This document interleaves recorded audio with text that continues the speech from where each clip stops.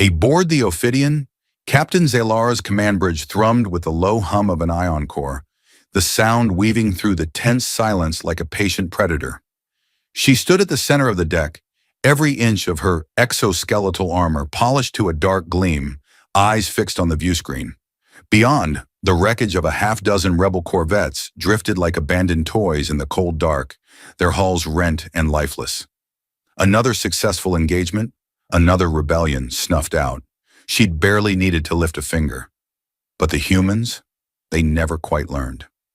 A soft chime sounded at her ear, a flicker of movement on the tactical display. Her XO, a stoic Tharkan with skin like molten steel, glanced her way. Intruder alert, deck 12. She arched a ridged brow. One? One. Possibly armed, possibly incompetent. Zalara sighed, folding her hands behind her back. Show me. The screen flared, revealing a single figure in battered flight gear sprinting through the corridor. His helmet hung from a makeshift strap, flopping against his hip. His blaster, some ancient, human-welded contraption, belched smoke from the barrel. He moved like a man simultaneously fleeing for his life and looking for the nearest snack bar. Zalara frowned. That's their champion? The Tharkan shifted. It seems so, Commander. With a flick of her clawed finger, she transmitted a containment order. Moments later, the bridge doors parted with a whoosh, and two armored guards dragged the human inside, one on each arm. Leon Maddox, at least that's what his flight suit's faded insignia claimed, smelled like sweat, ozone, and audacity. His grin was crooked, like it had survived several attempts at being punched off his face. He winked at her. Hey, nice place. Could use a lava lamp. Zalara blinked. She'd heard every insult, every plea, every threat. But this, she could only stare. He straightened as best he could, raising one hand in mock salute. Leon Maddox, ace pilot, at your service.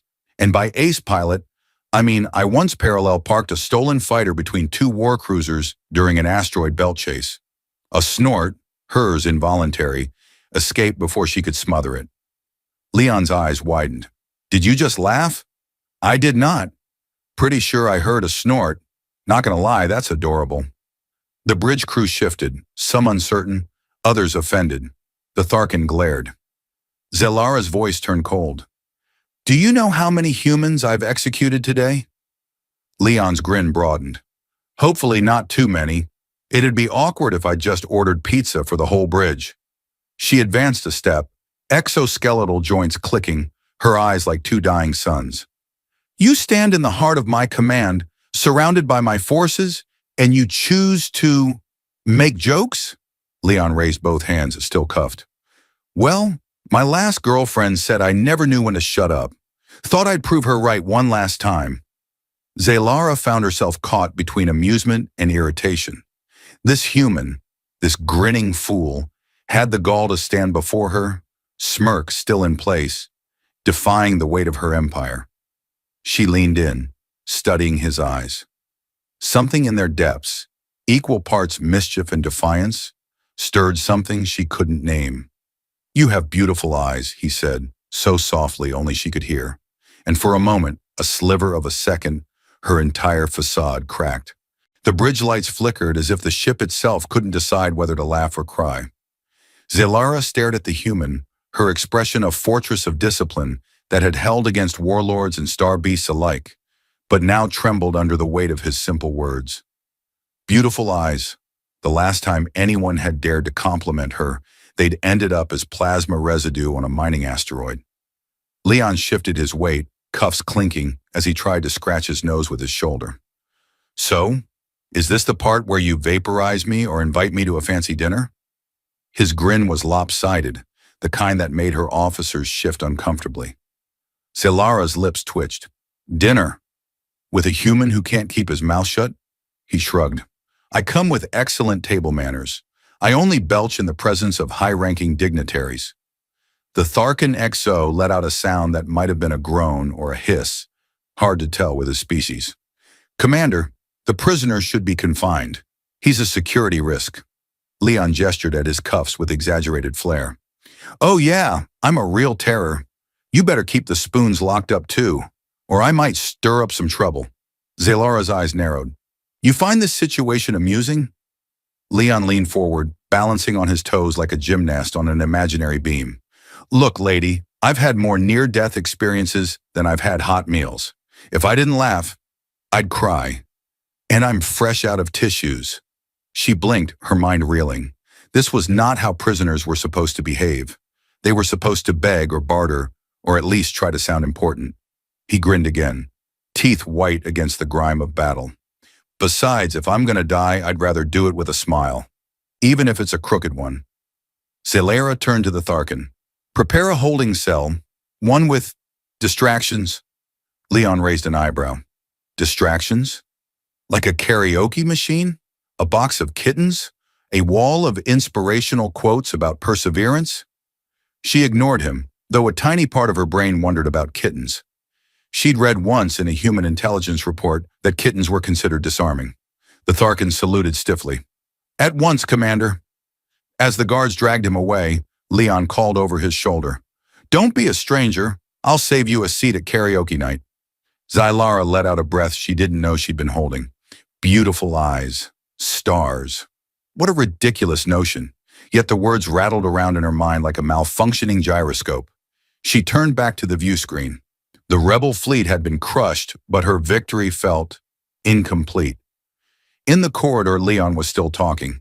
His voice carried through the comms like a bad subspace transmission. Hey, anyone know the lyrics to Rocket Man? I only know the chorus, and I'm dying to do a duet. Zalara allowed herself the smallest of smiles. Perhaps she'd keep him alive, at least until she figured out what it was about this infuriating human that had left a crack in her armor. Leon sat in the holding cell, feet propped up on the edge of the bunk, humming some off-key tune that might have been from the last century or the next. He tapped the cuffs against his thigh in rhythm, as if they were an instrument rather than a reminder of his predicament. Every now and then, he'd pause and call out, Hey, anyone got a request? I'm taking tips and credits or good jokes. The guard assigned to his cell, a cyborg named Griv, emitted a low mechanical sigh that rattled through the steel grating. Human, your noise pollution is interfering with my maintenance routines. Leon leaned forward, grinning. Noise pollution? Buddy, this is an interstellar concert. You should consider yourself lucky to get the front row. Griv's single optical receptor glowed red. Lucky is not a recognized concept in my programming. Leon shrugged. Pity. Then you're missing out on the best part of life. Luck, bad decisions, and spontaneous dance breaks. Across the ship, Zalara stalked the bridge like a prowling night beast, her mind a tangle of calculations and echoes of that compliment. Beautiful eyes. She'd faced down warlords and singularities, but that simple phrase felt like a plasma burn that wouldn't heal. She found herself reviewing surveillance footage, over and over, of the moment he'd said it, trying to discern if he'd meant it as a ploy or a genuine observation. She summoned her XO. Tharkan, what is it about humans that makes them so unpredictable? The Tharkan blinked all four eyes in rapid succession. They have no sense of self-preservation, Commander. Also, their humor is an evolutionary defect. Zalara considered that. An evolutionary defect, she murmured. And yet, she glanced at the screen where Leon was now mimicking a karaoke performance with the cell's ventilation grill as his microphone. And yet they survive. She turned back to the Tharkan. I want to interrogate him again, alone. The Tharkan stiffened. Commander, protocol? I am aware of protocol, she snapped, her tone sharp as a vibroblade. But this human requires a different approach. Minutes later, the guards escorted Leon into an interrogation chamber that felt less like a torture cell and more like a repurposed broom closet. Leon blinked, then gave the room an appreciative whistle.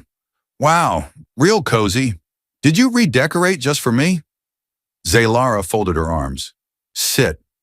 Leon sat, hands behind his head, grin intact. So what's on the menu today? Interrogation by tickling? Forced karaoke duets? She leaned in. Tell me, human, why did you say that about my eyes? Leon's grin faltered. Just a hair.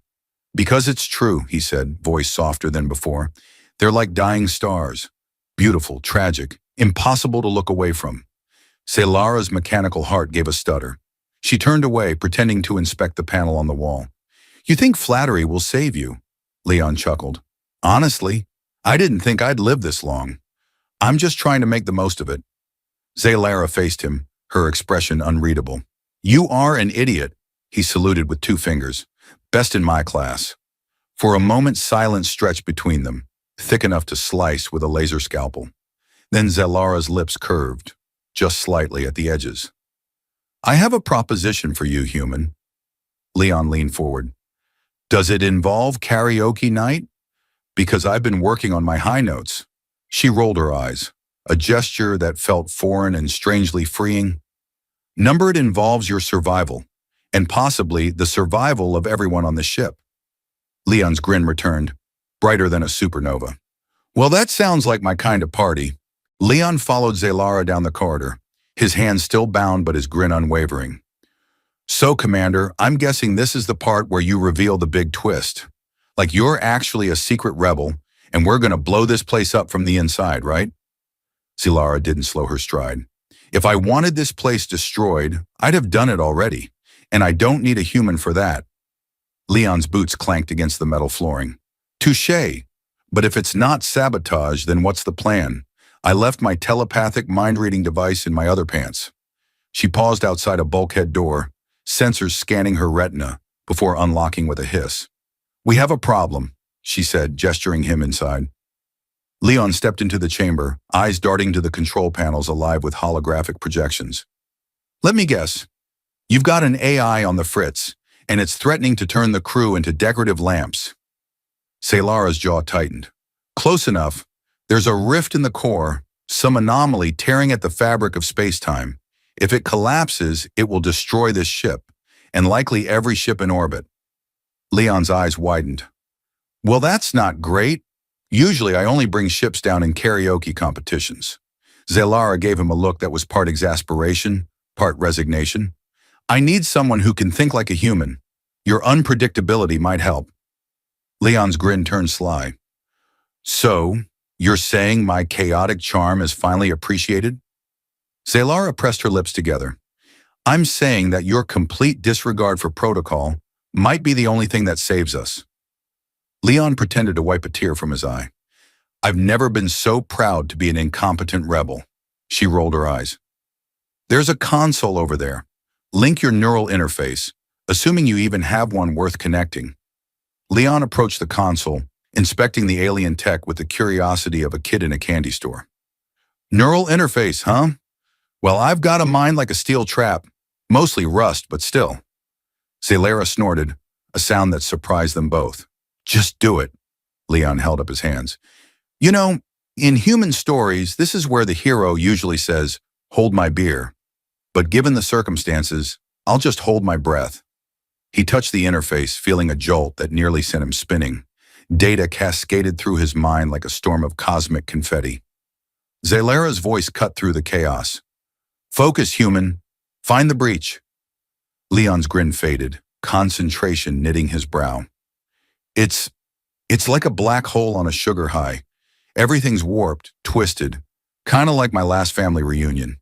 Zelara stepped closer, her voice urgent. Can you stabilize it? Leon's eyes fluttered, sweat beading on his forehead.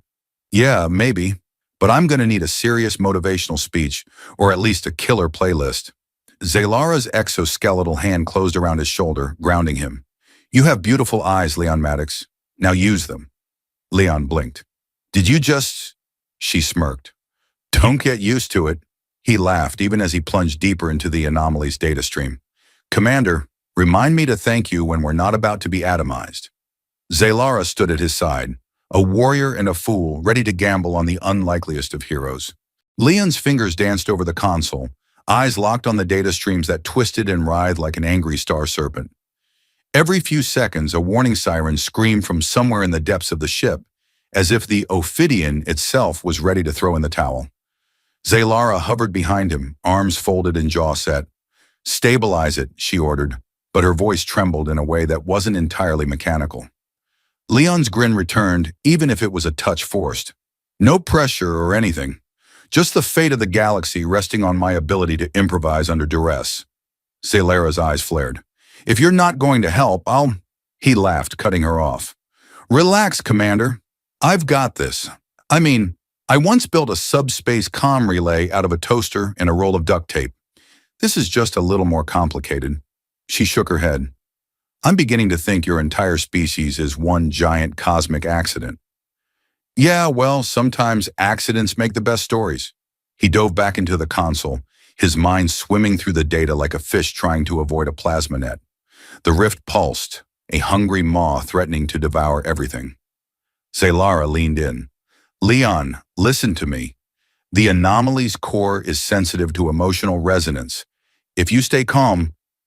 Leon barked a laugh. Emotional resonance? Lady, I'm the king of emotional resonance. My exes would all agree.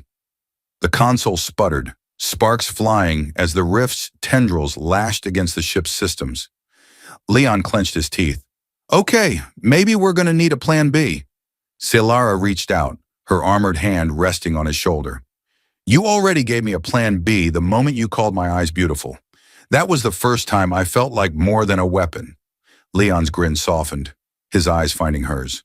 And you gave me a reason to keep smiling, even when I was sure I'd be cosmic dust. Together they slammed the final sequence into the console, a jumble of human ingenuity and alien precision. The rift shuddered, folding in on itself like a dying star. A final shockwave rattled the deck, but then silence. Leon slumped back, sweat trickling down his face. So, karaoke night to celebrate? Zalara's lips curved, a smile that seemed impossible just days ago. Only if you promise not to sing off-key. He gave her a mock salute. Commander, I'd follow you into any rift, if only to make you laugh again. She stared at him, something gentle in her eyes. You already did, human. The crew began to cheer, the bridge alive with relief and disbelief. The threat was gone, but something had shifted in the air. Like two different worlds had found a way to breathe the same atmosphere. Zalara turned to her officers. Stand down, begin repairs, and someone get this human a proper uniform before he tries to redecorate the place with lava lamps. Leon's grin widened. I like you, Commander. You've got style. She shook her head, but her smile remained. And you, Leon Maddox, are the most frustrating, reckless, impossible human I've ever met. He leaned closer, his voice low. I'll take that as a compliment. As the crew bustled around them, Zalara's eyes softened, and for the first time in 1,000 campaigns, she let the weight of her armor ease. She didn't know what tomorrow would bring, but in this moment, with this human beside her, she felt ready to face whatever the galaxy could throw at them. Leon's hand brushed hers. No armor, no walls. Just two beings who'd found something in each other no battle could destroy.